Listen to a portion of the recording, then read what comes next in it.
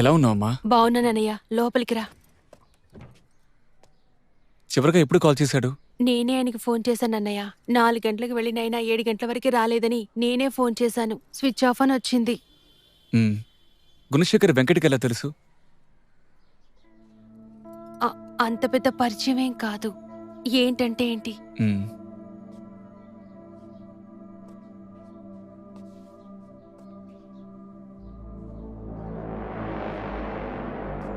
సరే అమ్మా, భయపడుకో. ఏమన్నా కాల్ చేయి. అలాగే అన్నయ్య. దేవేంద్ర, వేసిన చోట వేయకండి, కాస్త ఇక్కడ కూడా వేయండి, అప్పుడే తీయగలరు. సార్, వాసన్, ఇమీడియట్గా వెంకటరెడ్డికి కానిస్టేబుల్ సెక్యూరిటీగా పెట్టండి. Okay sir. వైన్ షాపు, బార్ల దగ్గర ఇన్ఫార్మర్స్ డ్యూటీ పెట్టండి. వెంకట్ నెంబర్ని టేస్ట్ చేయమని చెప్పండి.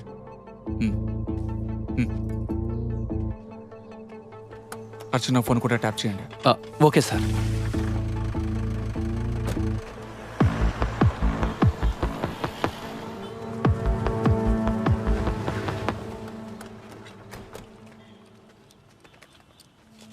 ప్రసాద్ సార్, అంబేద్కర్ సెలని ఎందుకని బోన్లో పెట్టారు?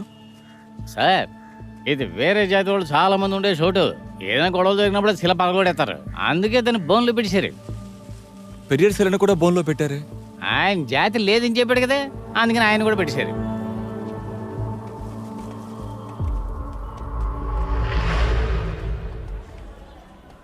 సార్,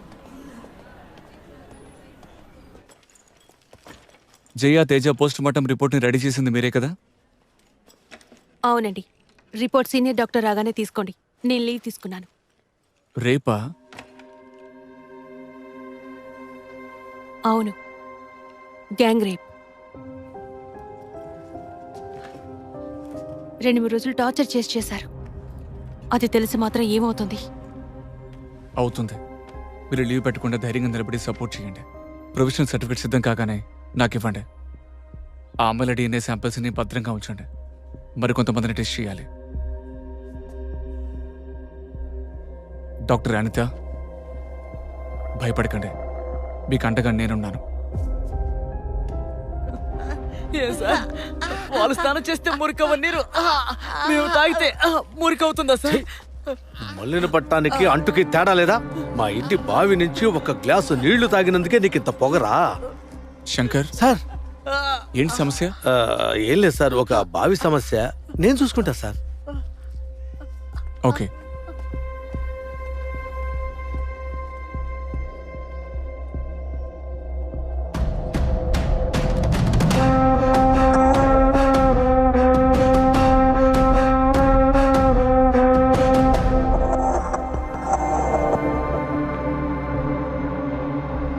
అవును, వాడిని చూసి నేను సార్ వచ్చారు. Sir sir,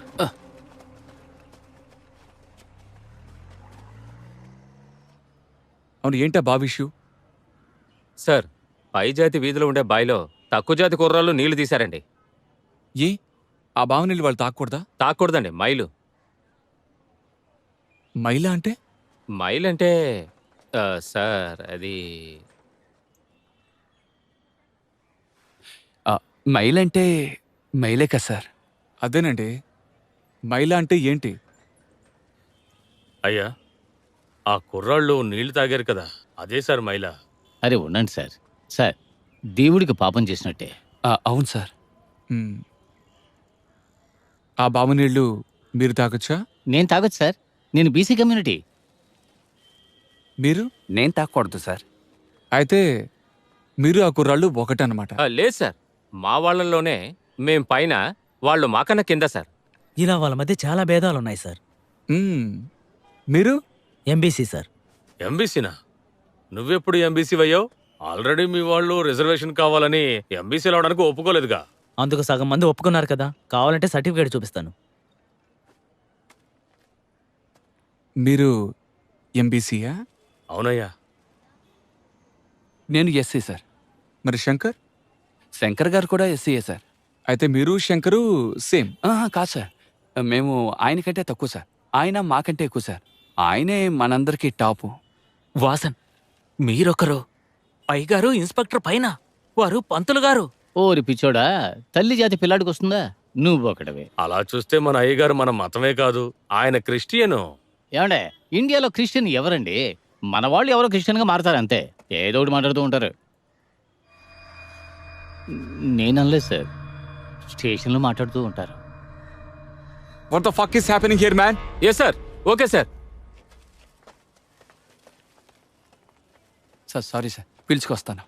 sir sir Nagaraj sir, ఎక్కడికి వెళ్తున్నారు అంత ఆవేశంగా? సార్ వేగంగా వెళ్ళి పని చేసుకోమన్నారు కదా. ఎప్పుడు సార్? అదే వాట్ ఫక్. అరే దానికి అర్థం అది కాదు సార్, రండి. నన్ను ఇరికించేటట్టున్నారు సార్ మీరు.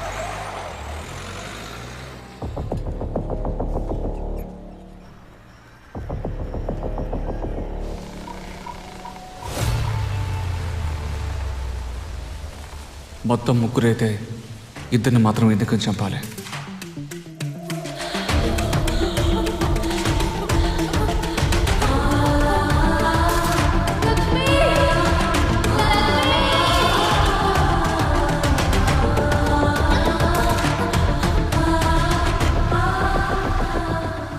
చనిపోయిన అమ్మాయిల ఇళ్ళు ఇక్కడి నుంచి ఎంత దూరం? ఉత్తరం వైపు 2 కిలోమీటర్లు సార్. మరి వాళ్ళు పనిచేసే చోటు? ఇటువైపు 5 కిలోమీటర్లు సార్. వాసన్ సార్, లక్ష్మీ ఫోటోని ఒక కాపీ తీసి మన సర్కిల్ కిందకు వచ్చి అన్ని స్టేషన్లకి పంపే సెర్చ్ చేయమని చెప్పండి. Okay sir.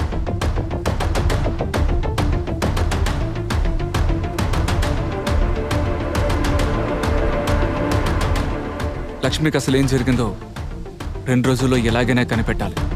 Okay sir.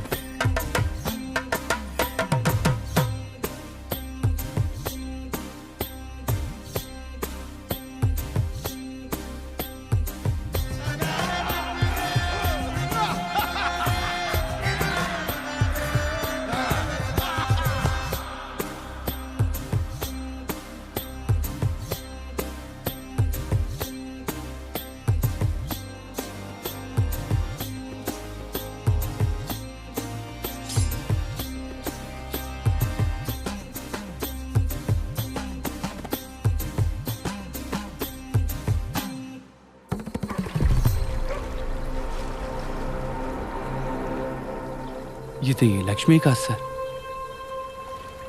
అలాగే విజయ్, రేపు నా ఆఫీస్కి వచ్చేయండి, ఒక మీటింగ్ ఉంది. Okay sir. నాగరాజు సార్. రేపు ఉదయం ఎస్పీ రమ్మంటున్నారు, మీరు సెర్చ్ని కంటిన్యూ చేయండి. Okay sir. Okay sir.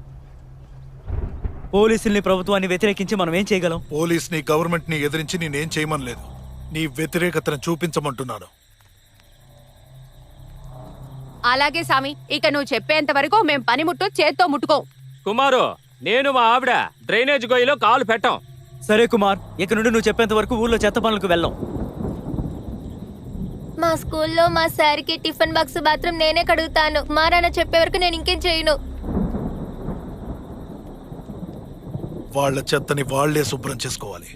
అప్పుడే వాళ్ళకి మనిషికి కుప్పకి మధ్య వ్యత్యాసం తెలుస్తుంది.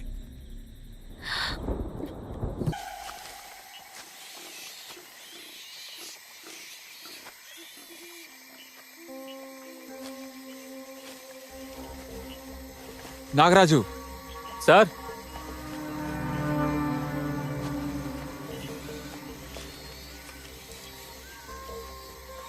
సార్ శాంతి ఇచ్చిన స్టేట్మెంట్లో లక్ష్మి చెప్పులు రోజ్ కలర్ అని చెప్పింది సార్.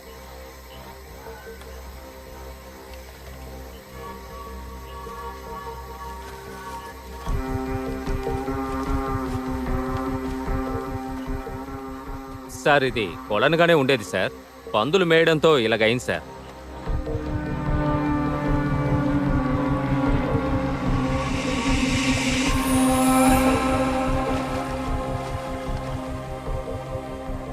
ఆ వైపు ఏదైనా ఊరుందా? లేదు సార్. దీని తర్వాత 10-14 కిలోమీటర్లకు అడవే ఉంది సార్. అడవిలోకి వెళ్ళడానికి వేరే ఏదైనా దారి ఉందా? అటువైపుకి వెళ్ళాలంటే నీళ్ళలో దిగే వెళ్ళాలండి, వేరే దారి లేదు సార్. లక్ష్మి ఇటువైపు వెళ్ళే అవకాశమే లేదండి. మొత్తం దీని చుట్టూ ముళ్ళులేనండి. కాళ్ళు చెప్పులు లేకుండా ఒక్క అడుగు కూడా ముందు పెట్టలేమండి. కుదరదు అంటే తరువుకుంటూ పోలేమా లేక తప్పించుకుపోలేమా? సార్